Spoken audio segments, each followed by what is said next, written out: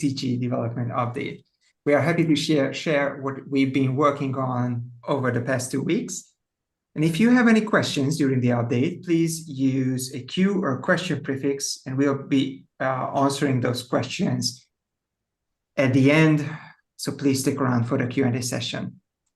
Without further ado, let's jump in and let's start with Sam's overview.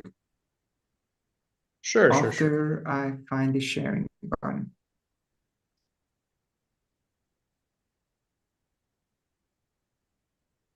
Yeah, so a lot of things happened in the last 16 days. We had the release of 3.0, which is the address system. Dash SPV was worked on heavily, and iOS. So me, Lukasz, and Ivan worked on the 3.0 release. Actually, Paul also did. Dash Evo tool was Paul. Rust Dash Core was Dustin Face, Borja, and I also worked on that for not that much, like 10%, not even 10%, 5% of what they did. But I did one pull request there to support platform addresses. And then Ivan worked on the JS SDK. I do have a slightly sad news to share with everybody. Paul DeLucia is leaving Dash Core Group. He is founding his own thing. He got investment for a project that he feels strongly about, and we wish him all the best. So we're currently looking for a replacement there. Moving on. Okay, so version 3.0 was released about 2 weeks ago. It locked in very quickly, and there's going to be an emergency update, as is tradition. The emergency update, so I'll talk a little bit about that in the next slide, and the activation is in 2 days. So it is going to be like a really last-minute emergency update. I really am sorry about that. I'll talk about why in the next slide. Let's go to the next slide. So AI got a lot better recently. I have no idea why. I have this blockchain security agent that I've had for quite some time, and I ran it before the release. And then I ran it yesterday because I was noticing that for some reason, the AI was just working a lot better for other stuff that I was doing. So I wanted to run the AI security agent one last time before the release. And when I ran it, this time it found 2 critical security issues. And they're very hard to find, right? Like, I don't think humans, or if we had hired an audit company, I am not sure that audit company would have actually found them. But AI is insanely good with this now. And I ran, the security agent more and more and more. And then on top of that, it found a few other things that would be best to fix. For example, one issue that we found was you could do a withdrawal to core of dust amounts, which was not supposed to happen. But the 2 critical issues could lead users to losing credits by doing an action. It's not very common, but should have been supported. This isn't like you can't create money out of thin air, but it could the user would just lose money. The thing is that because of the fact that all balances must be balanced or else the chain stalls, that's part of the security of the chain. It would have caused the chain to stall with basically people losing credits. So that needed to be fixed. The second one is very complex. It involves overflows of integers, basically. But it could have led to people creating credits instead of deleting credits, and it would have also led to a chain stall immediately. So it would not have people could not have made money, but it would have triggered the automatic breaking of the chain, and I mean the stopping of the chain, and the stall it would have stalled. The second one, I don't think a human could have found it at all. But other people can run AI against our chain to try to find issues. So we have to be very I mean, these things need to be fixed. So it's very cool that AI was able to find it. We're living in a new era, and I'm really sorry that it has to, the emergency update has to be so close to the actual thing. But yeah, the good point is, like, if for the people that haven't updated, let's imagine we get like 50% updated, 50% non. If somebody were to do the attack, the chain would stall. If we get over 66% updated, then the nodes that are on 3.0 will continue to function until somebody would do the attack. And then they would the nodes that haven't updated might stall, might if they're proposing a block, basically. Or if they're proposing a block, actually, most likely they would not even stall. So it is most likely that we just need 2/3 of the network updated to prevent this issue. Yep. Well, I'm happy that, I really do care. I mean, obviously, about our security as much as possible. And I've been doing these checks as often as possible. And it's just, I was working with AI on some iOS things, and I was like, wow, it's really working a lot better than it has been in the last few, like before. So I was like, let's run the security audit again. Okay. Now, yeah. So there we go. You want to go on, Lukasz? This is yours, right? Yeah, this Okay. is nice. So during the last two and a half week, I think I was on multiple different topics, just doing small maintenance there in Drive, or maybe first of all finalizing stuff from previous sprint and doing some tests also. One of the results was that we had to allow in the DAPI and SDK to set maximum response size. It was before 3.0 release. Because basically when we synchronize addresses and address balances, the responses might be very big.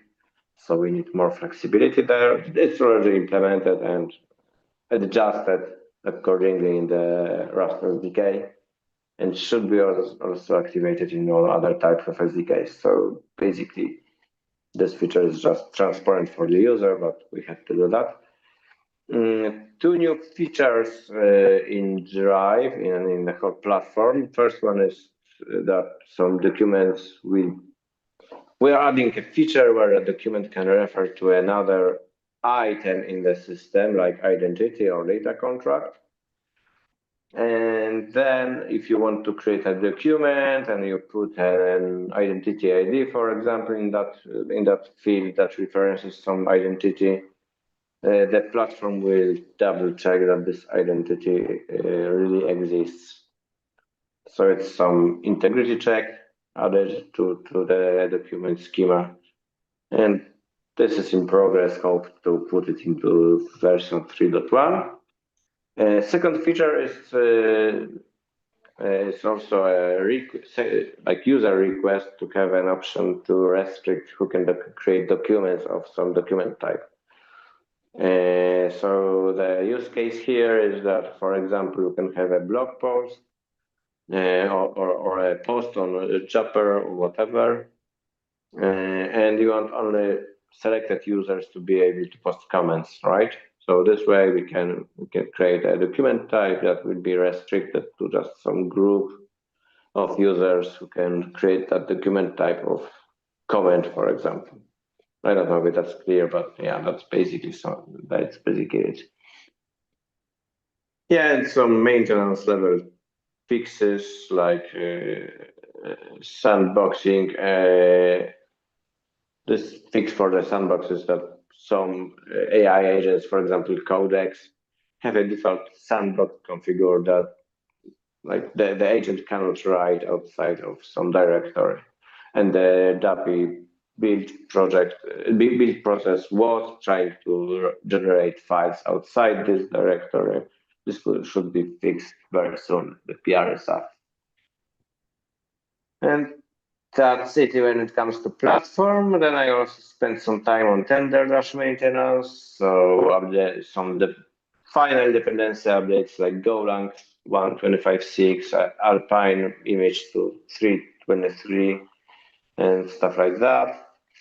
We found, or the community found, an issue that in some cases the peer DB that is like each node has a peer DB where it has IP addresses of all known other nodes.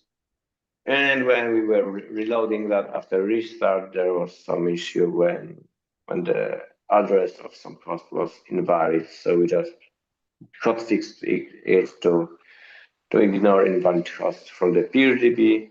There is almost no impact in terms of if that peer DB is even empty, the node should connect to seeds and fetch new peers. So it's like nothing really wrong happens if you just delete that peer DB, but it's hard for users to do that. So basically, this fix will just hotfix that.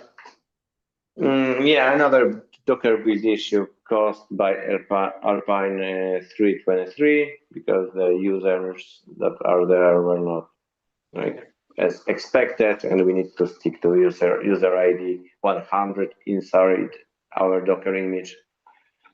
Otherwise, we would need to do some migration of existing data because all TenderDash data that you store on a node right now has this user 100 as an owner. If we change that user ID, we need to change the permissions of data, which is like maintenance issue for people. Like it would need to be automated if you want to do that. And all these fixes and many other fixes and mainly dependency updates are all released together in TenderDash 1.5.4. It's maintenance release, it's backwards compatible with 1.5.0 line. So if no update needed basically, but yeah, it's out, it's there, and when you deploy new version of platform, it should also automatically upgrade. That's it. Also, I did some maintenance level work on the RS TenderDash ABCI library that is just bridging TenderDash with platform. Also some sandboxing issues and a new release of that library. And I also I also did work just a bit on Dash Evo tool on the next slide. Yeah, where I basically testing and fixing some issues that we have in Dash Evo tool 0.10. So it's basically 1.0 dev. So it's what will become 1.0.0 soon. I don't know when exactly, but yeah. Soon. Yes, Soon yeah. trademark. By the way, we do have a demo on Dash Evo tool, but we're going to do it after the mobile team and Dash SPV stuff. Yeah, but just to like summarize everything I did here, so that also maintenance work. So mainly quite much maintenance work this week, like build process fixes and stuff like that, dependency updates. So basically these 2 weeks were mainly maintenance and a bit of new features for the platform on my side. That's pretty much it on my side. Yeah, thanks, Lukasz. So Ivan has been working like crazy on the JS Evo SDK. The new version that will come out in 3.1 is it's much more developer friendly. You don't need it, right? But to build on Dash, but it is it's like a version 2. It's really a lot better to use. So we're very happy about that work. It basically allows like a lot of autocomplete and a lot of developer help. People like Pasta who are using AI probably won't see a very big benefit. In fact, everybody is using AI now, but it's still, even for AI, I think it will be better. I will say the number of bug fixes coming in these recent versions of the Evo SDK is very significant. So while you can do stuff with the old versions of the SDK, if you run into issues, it's really recommended to upgrade. Yeah. Yeah. So, this is the work he did. Basically, there's a lot of stuff here. We also updated the Evo SDK website, the documentation. There's just a lot of work that's been done here. One thing that I will add that we forgot to say earlier is that there was a poll for the platform addresses. There were multiple polls. The final poll between Evo and just Dash, well, on the MNO polls, I think it got 12-2 for Dash, and then inside of DCG, because I add the two basically, inside of DCG it was 5-5. So we're going with Dash for the prefix, and that's final because it releases in 3 days. So basically, in the hotfix, we will add that in as well in the emergency update, because why not? It's it's very simple to change that to the prefix. So yep, wanted just to add that. Do we have any more slides? I don't think so. No. Okay. Let's go on to the mobile and SPV teams. I think it's SPV first, and you guys can see how much work they've done. It has been crazy. Yeah. Okay. Yeah. Here I am.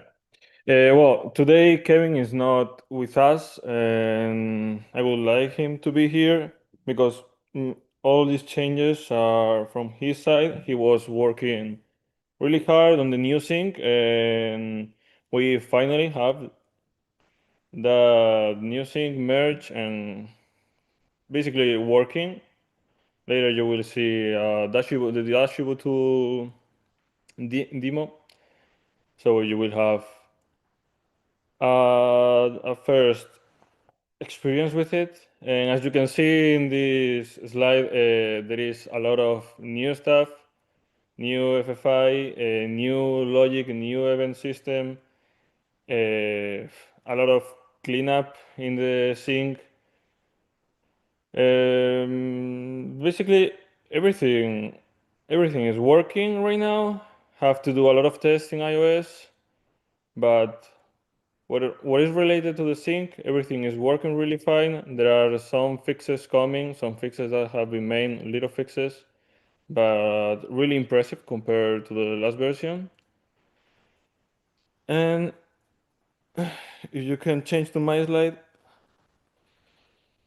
And from my side, I was working on iOS and the Swift SDK. Basically, I was working on a first refactor with the old sync, and after that, I started working with the new code. I updated everything, the UI, the Swift SDK, and the FFI wrapper. Everything is looking really, really good, and I feel great because we are making a lot of progress. There are some things that need to be improved, like the progress report need to be fired on the start. I mean, a really easy fix. We have a branch with that already, so time to test it. And yeah, that would be the most important things we have made lately. Yeah, cool.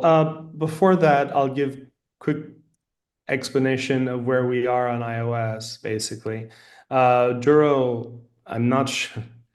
I don't think it was up to like I wanted to report his progress here. I forgot to write it down in bullet points, but basically he has the stuff that he needed to do over the last 2 weeks was mostly around refactoring the iOS code to make it his own, right?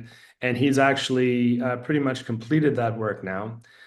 His next task is going to be on integrating the Dash SPV and Dash, like the new sync code, into the Dash wallet code base. So, we are on track as, the previous timelines were given. We are matching those timelines pretty much. This is where I thought we would be, basically. I don't feel we're late. I don't feel we're early. I feel like we're basically right on time on the way I saw things unfold. Do I think that it will release by the end of February? It's possible. It could happen. I'm not sure. Do I think it will be in March? More likely, so sometime around then. This is what I currently seeing as progress is unfolding, right? So very, very nice progress just all around the board. I was going to show a demo of things, but of the iOS stuff, but for some reason things have been a little bit frantic with this emergency update. I wanted to be more on iOS for the last 2 days, but instead I was on a different branch, and now I switched, and things are no longer building for me, so it'll have to be in 2 weeks from now. But I did get it running earlier with sync working, and it was a lot faster, a lot cleaner, a lot faster. And we're basically there's no big difference between seeing it in the iPhone screen or seeing it in the Dash Evo tool, because it uses the same code in the background. So we're going to see it running in the Dash Evo tool right now. And then in 2 weeks from now, you will see a much better demo. Way to take away all my thunder. No, not all your thunder.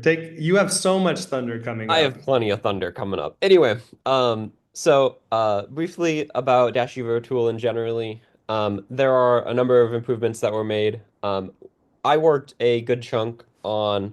I didn't actually intend to work on Dash Evo tool stuff at all. It was for Yapper related reasons that I started working with Dash Evo tool, and I've always, because of my development environment with Dash Core, I've always hated using Dash Evo tool because I never get it to talk to Dash Core properly because my config is different, and I don't want to mess up my config just to use Dash Evo tool. So I basically never use Dash Evo tool, but I really needed to for my Yapper stuff. So I wanted to get SPV working in Dash Evo tool. One of the first things that I did for that was PR528. We got that merged in. That moved us toward using DAPI for some things that previously we were using the local core RPC for.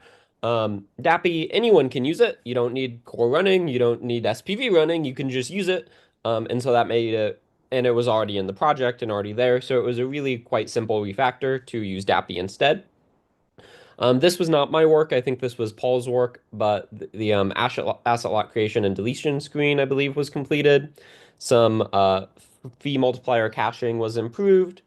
And then the SDK was updated, as well as updating to newer bin code. This was needed to, just keep us up to date, but also to integrate the latest Rest Dash core work. We needed to kind of bump some of these things.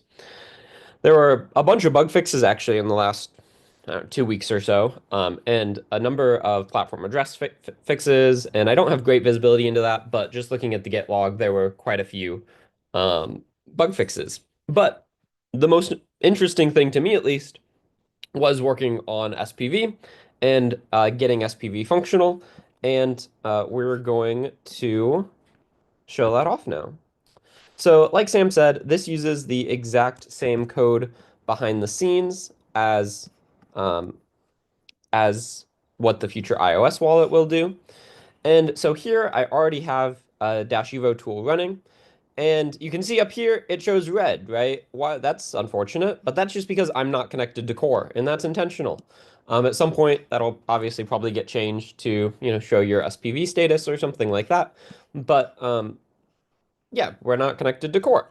But we can see I have wallets. These wallets have balances. I can scroll down. You can see the transactions that we have. You can see the various asset locks that we have. If I want, I can go ahead and go into the settings. I can disconnect us from SPV. You can see I'm connected to SPV testnet here, and I'll just clear all the data out. This might clear. No, it doesn't clear that, but maybe it clears. Okay. Maybe just try to like delete the wallet and re-add the wallet. Maybe I don't know if I Is have this this. mainnet? This is Not testnet. go. This is testnet. I will create like a new wallet. Um,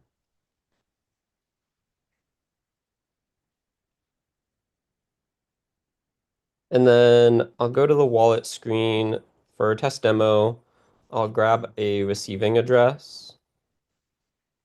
I hope that's on the seed properly. Yeah, it should be. Oh, it cleared, didn't What? it? Main account cleared. Yeah, this is a new wallet. Yeah. I'm gonna use my faucet really quick to send a transaction over, and we won't see that yet because we're not syncing. So I'll go back in here. We deleted all the data just for funsies to see how quickly it'll sync. I think some of this is a issue in like the Dash Evo tool side. I think the like Rust Dash Core side is functioning fine, but like you can see the headers are incrementing here, and boom, headers are done syncing. But we're not seeing it here. I think there's just some bugs in Dash Evo tool. Holy shit, that was fast.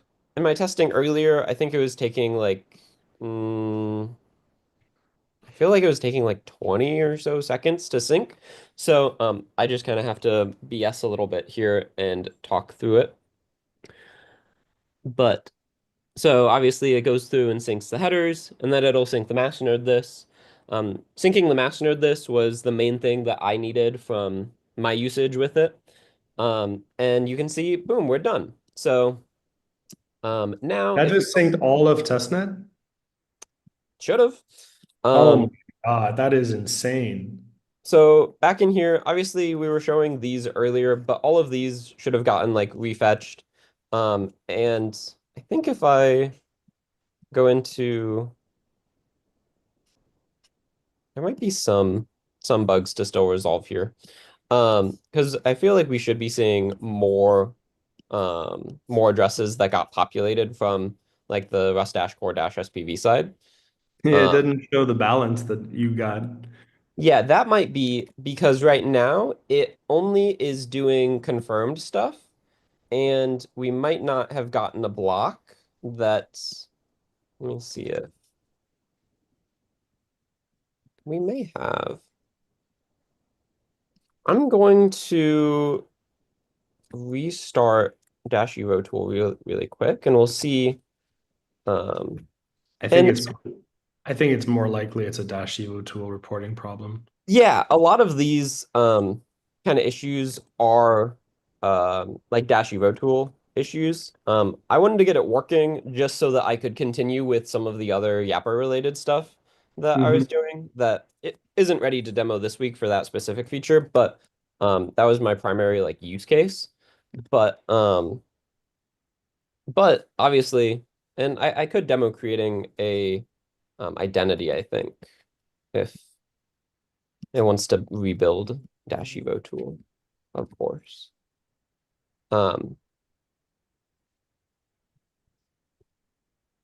So demo is not super duper interesting, but I can guarantee you like that Dash Evo tool has never touched Core. Like it has never at all been connected to Core.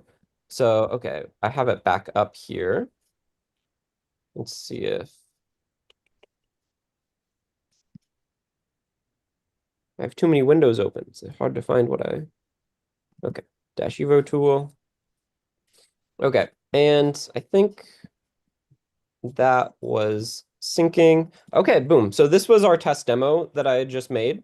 And this was our like 0 index address. And you can see we now have a balance on it. So some of this stuff I do think I didn't really focus on the wallet side at all. Like I said, I cared about the quorums and the masternode list and getting like the platform related side of Dash Evo tool with SPV working. But you can see we have the balance now here. And I can I can grab a new address. I can send to it like 0.2 or whatever. Oh no, no UTXOs for selection. Definitely some bugs still, but I don't think these are Dash Evo, or I don't think these are Rust Dash Core related. I think these are Dash Evo tool and front end related. But one thing I think I can do here, I should be able to create an identity. And I can even use the wallet balance. And I think, I don't know if, oh, boom, that one was really quick. So that registered an identity. We can go back, we can see our identity here. It has its balance. And all of that was done without touching core once, right? It used SPV and it used DAPI to do everything, right? So, and then at this point, DET, yeah, SPV, we can register a username and in theory it should work in a couple of seconds. And even this, right? This is relying on the quorums that it got from SPV, right? So this is not something that you could do previously without having connected to core.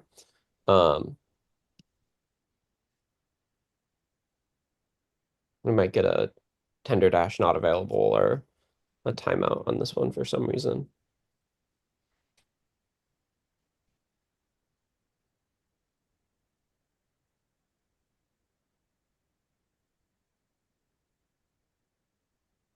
Awkward.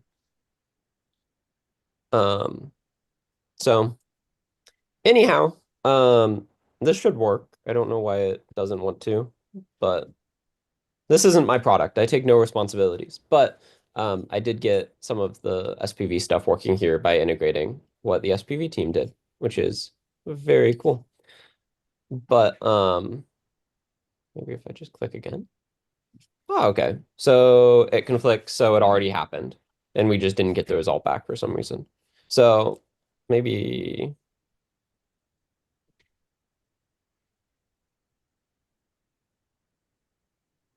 there we go. Okay. So we got a name. And like I said, that uses SPV because it uses the quorums to validate what platform is telling us. So this shows that, in an SPV environment, everything should be mostly working. I think there are a couple of things that the SPV team will be working on, such as getting mempool-related transactions functional. Right now, it requires stuff to be in a block, but I think that code exists. I think it's just a matter of configuration and wiring a couple of things together and setting up the notifications to get there. So anyway, anything else you wanted to see here, Sam? No, I think we're good. Awesome. Cool. All right. We can pass it back to Brian for miscellaneous mobile stuff.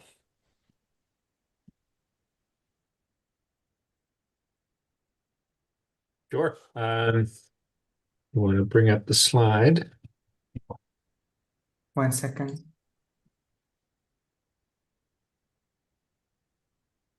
All right. So obviously on the mobile app side and wallet side, we got a bit of a smaller team here.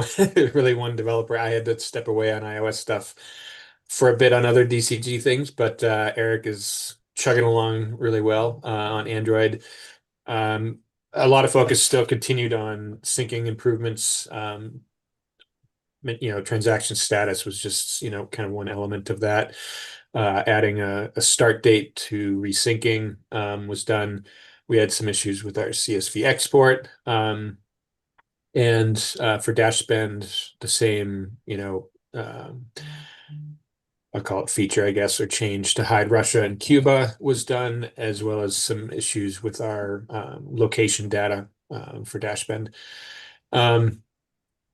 More improvements on CoinJoin to not return change. That was in testing. And then we did release 11.6, which had most of the above changes that were completed. We had a hot fix that we needed to go out for 11.6.1. So that I think the rollout of that is just about done. For iOS, the last thing that I threw out there was an improvement to our logging to more closely match how we log events for are on Android, and that was released in 8.5.3. That rollout is done as well. So that covers us on the mobile wallets.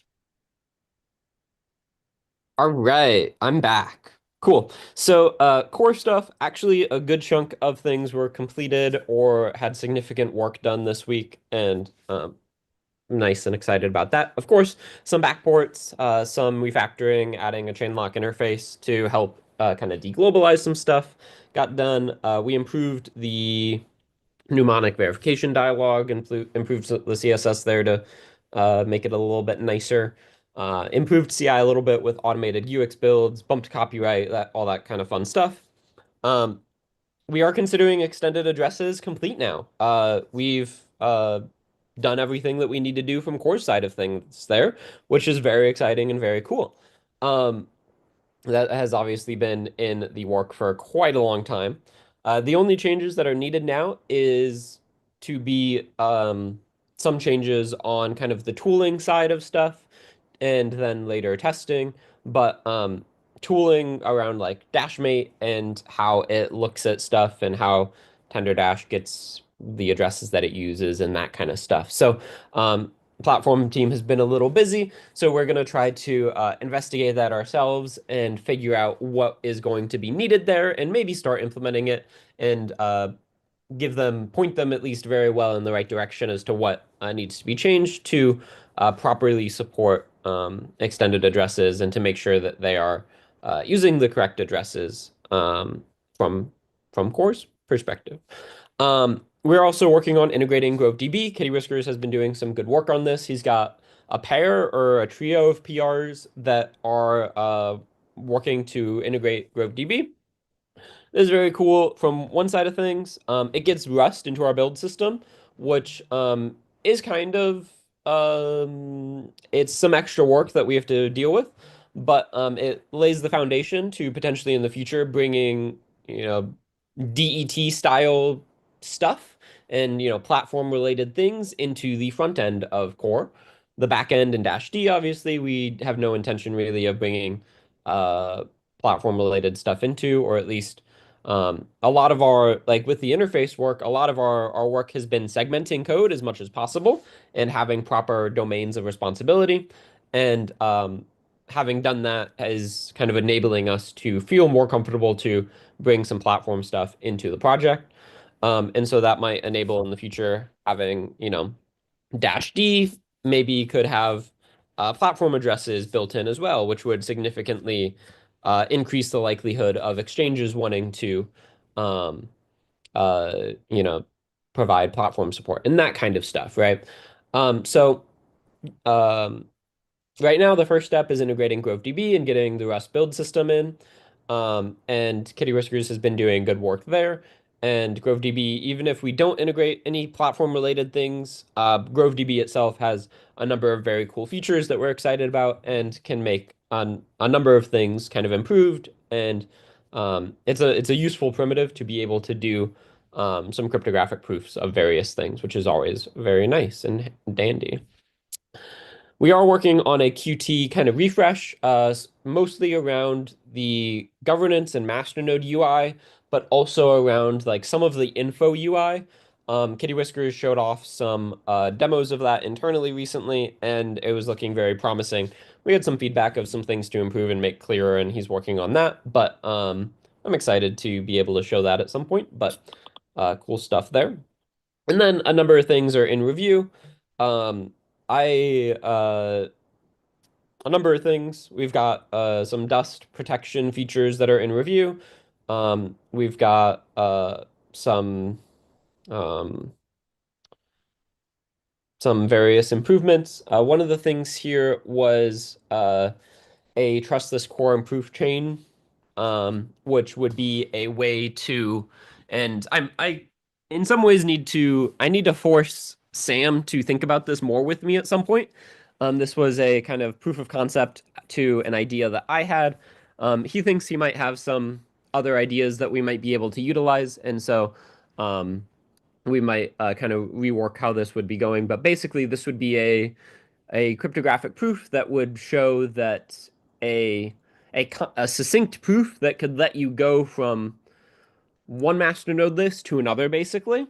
So the SDK right now, it uses basically a trusted mode generally in the web environment, or it connects to like Core or SPV in like DET. But in the web environment, it uses a semi-trusted mode where it relies on um, basically the quorums that it gets from various servers. And that's not ideal. We would like to make that like fully trustless.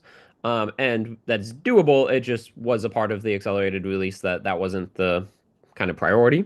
But this would give us a primitive to be able to use there. There may be a couple of options with that, but I have this PR that I had threw together really quick, and it has been in review. So anyway, that's good on core stuff. We can move on to the next slide and see the backport status. I think some improvements to v25 happened in the last period, but we can move on to the next slide. And I'm gonna go back into Hackathon I don't know. We're going to talk about Yapper, so go ahead and go on. So this is all about basically Yapper version 0.2. We made significant changes and breaking changes actually, and so that's why it got bumped to 0.2. It's obviously still available at all the places you expect to find it. So many things were done. I was going over the commit history and looking at things, and there's a lot. So anyway, we're gonna get started and go into this. So next slide, you can see the main kind of things. Uh, Basically three main things, or more than three, but I'm grouping it three ways. The encrypted private feeds, the decentralized storefront, and then everything else. So encrypted private feed, super cool. The idea is pretty simple. You can have a feed where only people that you accept can view your content. Awesome. A decentralized storefront, also a pretty simple concept. You can have a store that has items and people can submit an order and say, here's how I paid you. And then you could, see that and then fulfill that order if you choose, right? And then everything else, we had notification system, IPFS media uploads, SDK migration, login modal redesign, mobile polish, a bunch of stuff, bunch of fixes, bunch of cool stuff. But we're going to dive into this because I'm probably already going to be over time. So private feeds, it's kind of a hard problem. It's not an unsolved problem, but it's not trivial, right? You can think of ways that you might do it. You could encrypt per follower, but then you're like, if you have 10 followers, then you have 10 different copies of that like data, which doesn't scale. If you have like 1,000 people, it's not feasible to publish, 1,000, copies of your post or whatever. You could share one key. That would work fine. But then if you need to remove someone or even add someone, adding someone is relatively easy. You just give them the key. But if you want to revoke someone, you can't do it. You would have to just like go to a new key, but then you would have to give everyone the new key. And then we have the same problem of if you have 1,000 followers, you would need to like encrypt that new key for 1,000 people. And that's, expensive and cost prohibitive, and it doesn't make sense. Or we could like re-encrypt old posts on revoke or new posts on revoke, but still, then you would have to like go back and rewrite all the posts. It just doesn't make sense either. What we need, right, is that posting is just like posting, right? Like it stays constant size. It's just encrypted data. And then to revoke, we need something pretty compact where we're not going to get it to like trivial, but we say log of n, where if you have like 1,000 people, maybe you would have like 10 operations that you would need to do instead of 1,000, right? So significantly smaller on log size of it. So right, everything's public. how do you, share it with 500 people, hide it from everyone else? So we went over those naive approaches, and now we're going to go to the next slide and see that we're not going to manage content, we're going to manage keys. So basically, we're going to encrypt all posts with a content encryption key, and then we're going to use a binary tree of keys, which is called an LKH tree in kind of the literature, if you want to look at this in more detail, to manage who has access to that content encryption key.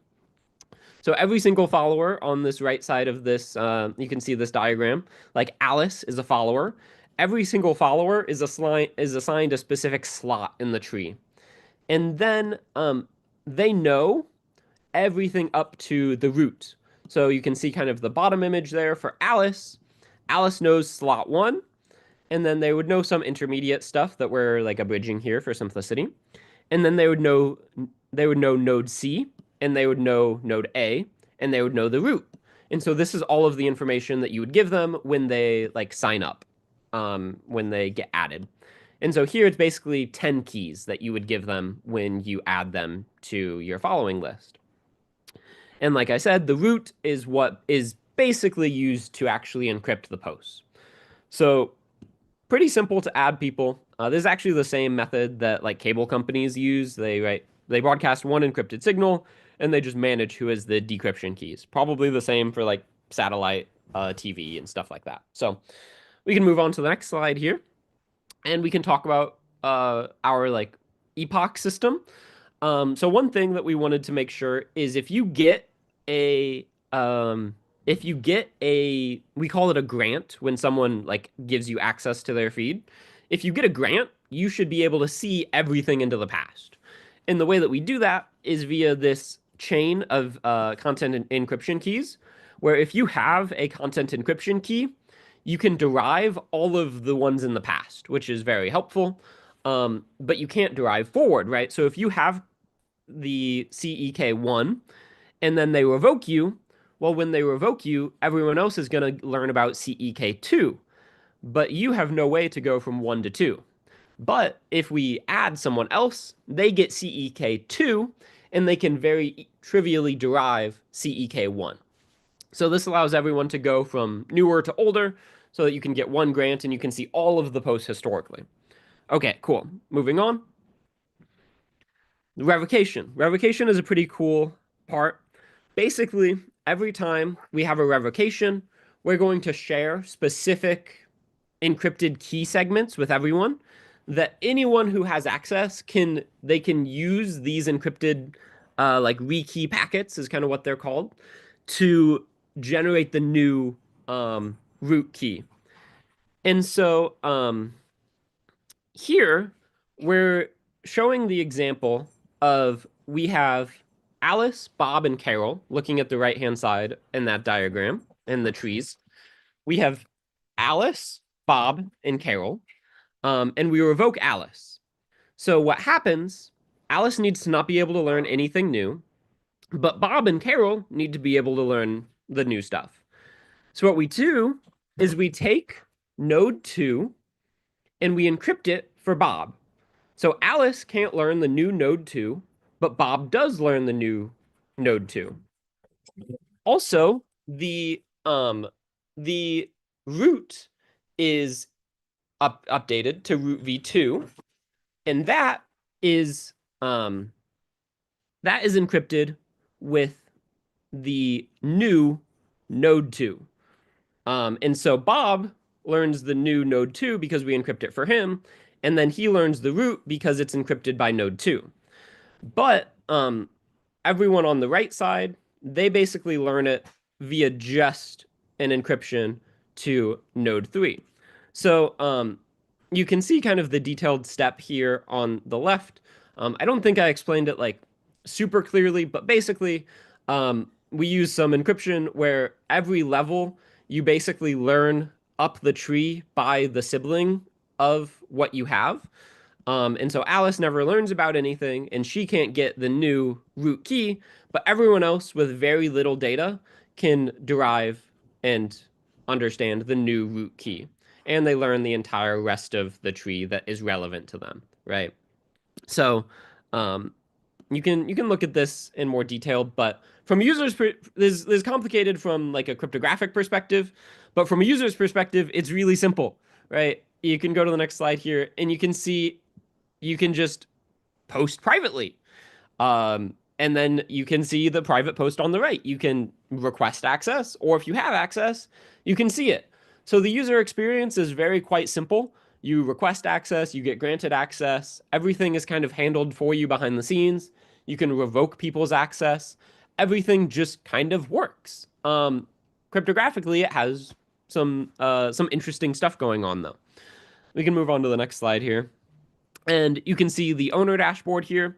There's a couple of things that kind of we show. I think this should get reworked. It feels a little AI because it is, but it probably should be reworked to be a little like simpler. We have some duplicated information in a couple of spots, but you can see in the private followers set, that middle image, there's a revoke button. So you could just click that button and you could revoke access to anyone, and then they won't be able to see your post in the future. Technically, they have encryption keys for stuff going into the past. The front end doesn't necessarily keep them around, so they'll probably lose access to the stuff in the past too, but like cryptographically, we can't guarantee that by any means. Some of the like capacity limitations of the system, in theory, you could, there's no technical reason why you couldn't kind of scale this, where when you get to the maximum capacity, you just like have a bigger tree. But that just added complexity, and I didn't implement that in like the initial version of this. And so right now you can have up to basically 1,000 followers, and you can do up to like 2,000 revocations before you basically need to reset your feed and try again. I think maybe there's a migration that works there. Once you get to 2,000, basically you would just generate a brand new like content encryption hash chain, and then you could start using new ones. But like I said, relatively complicated, but from a user perspective, relatively simple. All right, we can move on to the next slide here. And we move on to the, wow, what'd that take? Only 12, 15 minutes? Not too bad. Okay, next one probably will go a little bit quicker. Decentralized store, pretty simple concept. You can create a store, you can list products with variants, you can set shipping zones and policies. Buyers can browse, they can add to the cart, they can check out with encrypted shipping details, they can pay with crypto, they can track their orders, sellers can update orders, they can manage orders, they receive orders, and there's no backend, there's no database besides platform, right? Everything lives on platform, and your order details are encrypted, so only you and the seller can read them. Okay, moving on. You can see here, this is some of the merchant setup. On the far right, this is to create a store. This is like the information that you would fill in. In the middle here, you can see what happens. This was just kind of a demo. I didn't set everything up, but you can see we have a couple of items for Catan roads. You can see we can upload a CSV of our like inventory. There's also like a table inventory management kind of built in. I don't think I have a example of that. And you can add items. You can link to images for items and all that kind of stuff. But you can also set up shipping zones. So you can do basically regex similar or matching patterns for like country and postal code, or country and province. And so you can set various shipping prices. You can do shipping prices as a base rate plus a weight, just a weight. You can add order size multipliers where once someone gets above, $50, then it's free shipping, or various stuff like that. So really, it's a relatively built out. There's a lot of functionality there. Okay, we can move on to the next slide here. So this is the kind of adding a product. So you can see here we're adding on the far right Catan roads, and I have 4 just like, I think I just literally had fake images, so that's why they're not loading in. But if they were real image links, they would load in just fine. And you can see it has variants. So it has blue and green, and then you can either have a single, a 10-pack, or a 50-pack. And those have varying quantities for the different types, as well as varying prices for the different types. And then you can set the currency for this item. So you could do this in Dash, you could price it in dollars, you could price it in whatever you want, right? You can also have, I don't think it's actually exposed in the UI yet, but technically, I think each of these variants has their own weight, and you could use that weight for shipping information and shipping calculations. So, all right, cool. We can go on to the next slide here. So the user and checkout flow, you can continue. So this is when you're looking at a store, you can see their items, you could see their reviews, you could see their policies, and then you can click on an item. Go ahead and next slide. When you click on an item, you can see like its price. If it has a description, you can add it to your cart. Cool. Next slide. Here you can then you can look at your cart. You can see like the price. You can see this person denominated this item in dash, and they say it's 50 dash. And we can go ahead and check out. And so when you go to check out, you could enter your shipping information, or your contact information. I'm working on a branch that has digital only items where it would automatically detect that and wouldn't do this like shipping related stuff. But you could add shipping information and that would be encrypted. Next slide. Here you can see this store for testing didn't have shipping zones set up. But if it had shipping zones, you locally will see, oh, here are all of the shipping zones for this store. And it says that for Maryland, it's 20 bucks. And so it'll add that as part of the subtotal. I think it might support multiple shipping tiers as well, where you could have multiple like speeds or whatever, and the user could select that. Okay, next slide. So here the user has to basically review and accept the policies of the store. This store is very simple. Its only policy is that no returns are accepted. And so you would accept that and you would continue. And here you can see the payment screen. So this payment method is set by the store. A store could choose their payment method to be Dash, like it's shown here. A store could choose that their payment method be Monero, and it would show just fine. It could be Dash. It could even be PayPal or something else. And they could say, PayPal this person. And then what you would do is where it says transaction ID, you would include like some reference to your PayPal payment or whatever. So it's really, it's what's the term, agnostic. It doesn't care about what your payment method is. You can specify basically anything. And then so if it is Dash though, we have some integrations. Right now we're using Insight, and then for the price stuff we're using CoinGecko and CoinCompare. But you could have this use DAPI. That's the intention, is for this to use DAPI to detect the payment. There are a couple of bugs in that made it not functional for me right now. But so right now it's using Insight, and when you send to this, it'll actually detect your payment and automatically fill in your transaction ID. So you could just scan it, send, and it'll fill in your transaction ID, and then you can click next. And here is the final kind of summary. You can add final notes for the seller, as well as include like a refund address or refund information. And you can see here I changed the store. Now it's a cotton tee, and it would be 11 bucks or 12 bucks. But you could say place order, and then you're done. And the seller will get a notification, and they'll have a like notice that an order was there.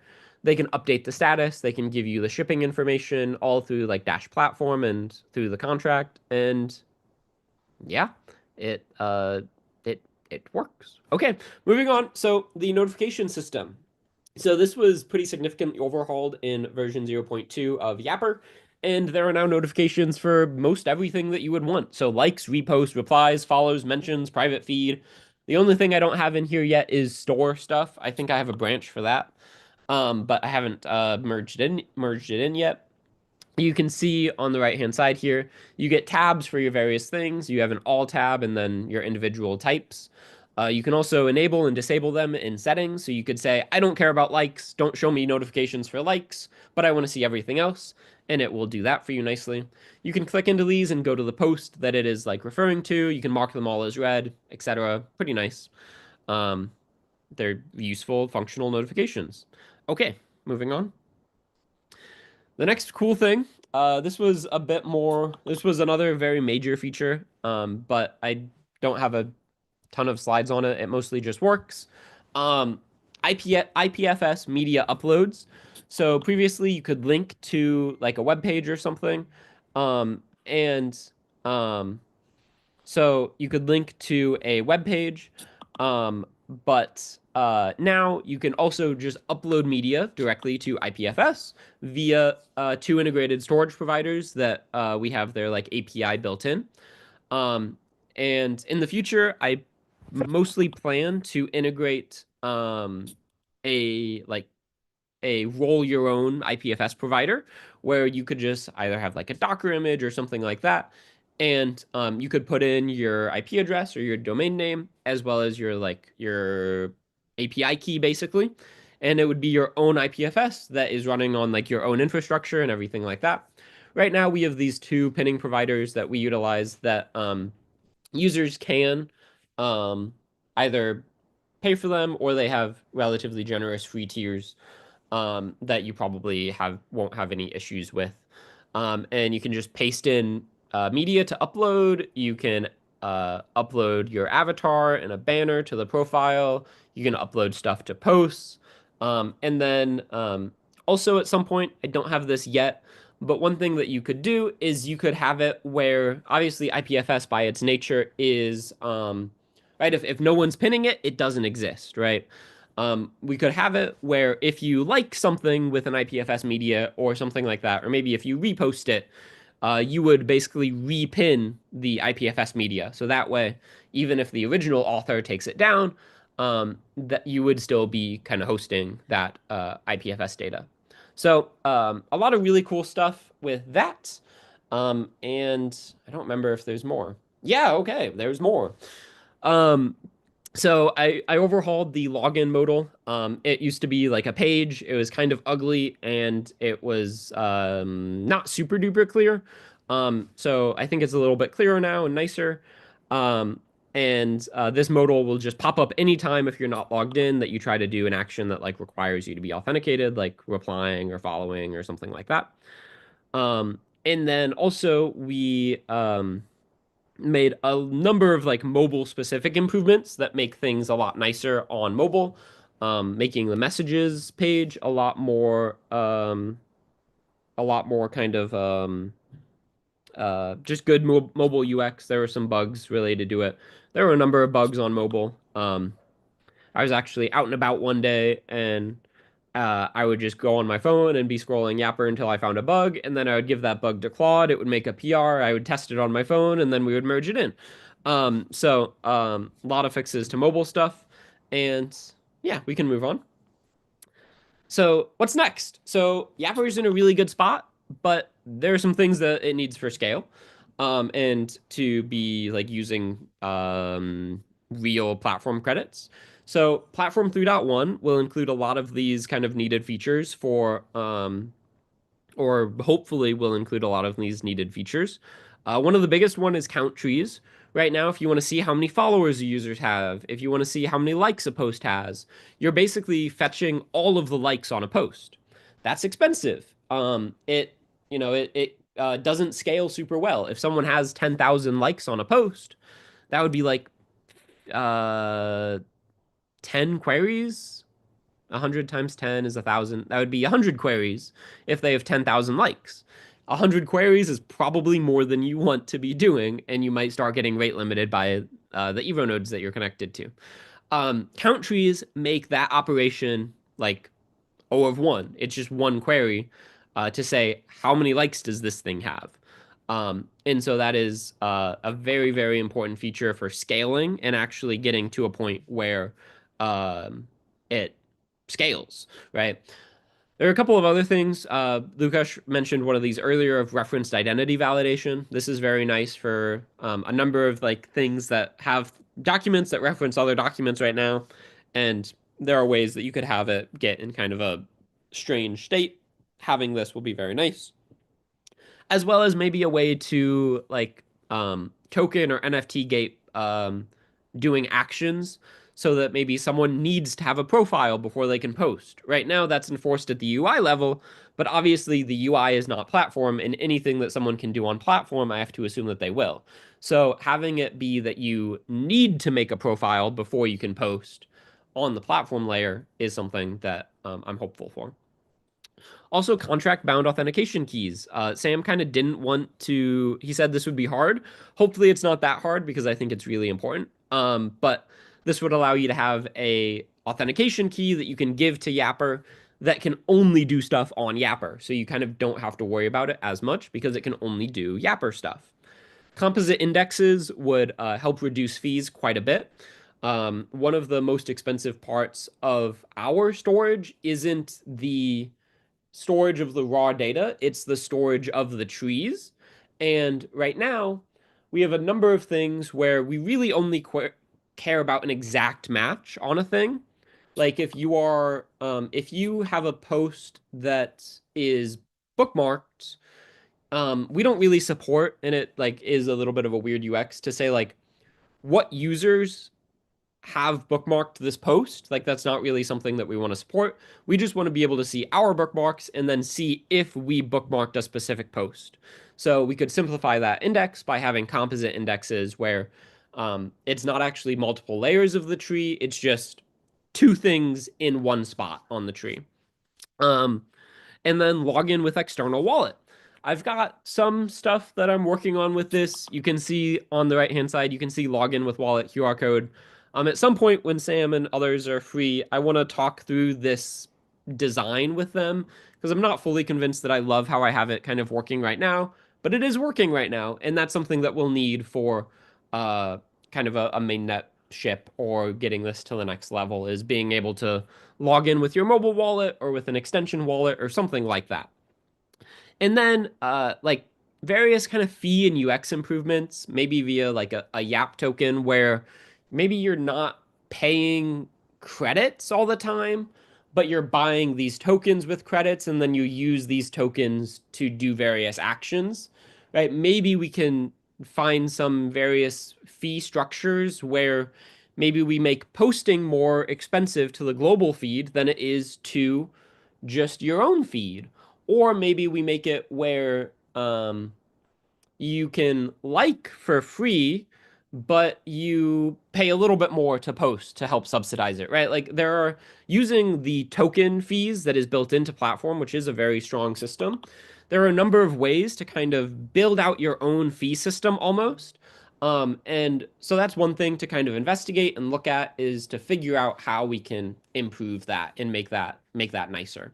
The other thing that we would maybe want is maybe when you make a profile, you would have to like deposit a couple of bucks or $5 or something so that you can't really just like make a million profiles to spam Sam about when iOS is going to come out and he has to block every single one of you, right? Like there should be some cost to making a profile so that if you get blocked by someone, you feel it, right? Yeah, I think that's pretty much it. That's all that I had. Um, like I said, there was a lot. Thanks a lot to Jeremy or the Fez for helping test a lot of this stuff. He's been very helpful, and he helped with. He's merged in a couple of PRs as well, but mostly he's done really good testing for me. And so thank you there. But that's a wrap for Yap. And we can move on to questions. Thank you very much. Yeah, some people are advising that you're saying that your Adderall is based and we can get all the devs the same script. Or can we get all the devs the same script as for pasta? Anyway, let's move on to the questions. So the first question is... Actually, Balazs, sorry, before you do go into the community questions, Yeah. I had one actually for you, Pasta. Amazing, fantastic stuff. That's just super cool. I love the marketplace in particular, but Yapper just continues to grow and grow, so that's super cool. You mentioned a lot of cryptographic stuff on Yapper and that, you know, the hiding of posts and whatnot and making certain things private. How much of that is very specific to the Dash network compared to other networks? Do you know? Or would have been a lot, you know, tremendously easier on the Dash network versus others? Yeah, the like cryptographic primitives that I'm using are not strictly like cryptocurrency or even like platform related. like anywhere that you could transmit data, you could theoretically do that scheme.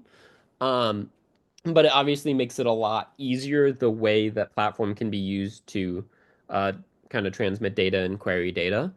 Um, I don't think I was unable to find any other application in a cryptocurrency space that uses this type of tree. All of the references I could find were like in cable broadcasting or that kind of thing, or like pay-per-view. But I couldn't find anything related to use inside of like a cryptocurrency system. But nothing is like inherently specific to Dash about that cryptographic primitive. Okay, cool. Thanks. I think also Pasta, he's not only asking about this specific tree, but like building Yapper in general. Could it be done on another chain? No, not to my knowledge. Yeah, I mean, Not in a U front end like this that is actually responsive, where you're not downloading like everything. yeah, I mean, is that kind of also the question, Brian? Or Yeah, did it was holistic. I just focused a little bit more on the the specific features that he pointed out earlier. But yeah, absolutely. Yeah, because I mean, on other blockchains, you have to use a centralized indexer. You can't query the blockchain directly because blockchains aren't efficient and they didn't build them in the way like what we did with Grove DB is completely novel. Nobody else has that. I think there are some projects that tried a little bit and failed miserably. So, we have something new. We have something cool, and it can be really used to power a new type of web. I don't think this type of web will completely replace the old web, but I think there's going to be like a heavy demand for it. So like, even if you just get like 1% or 10% of the market share of web apps in 10 years from now, that's insane. That would be like so much usage. And we're building that system. So it's gonna be a very interesting road ahead. That's all I can say. Yeah, certainly. Thank you. Do you have any more questions? Yeah, so question from Joel. When will a mitigation be alive in DashBay and DashCore for those transactions attempting to trick users into sending to the wrong addresses? Yeah, so from the core perspective, we do have a branch that does that right now. I think it's in review, and I guess it depends on like community demand. If there, I I see the value for it, but I also don't know if it's like a super huge deal to rush it out. But I could be convinced one way or the other. If we really wanted it, we could release a 23.1 pretty much any time with a good chunk of kind of features and improvements that we've been making. There's some UI stuff that I think would be nice to wait for and get in, but we don't need to.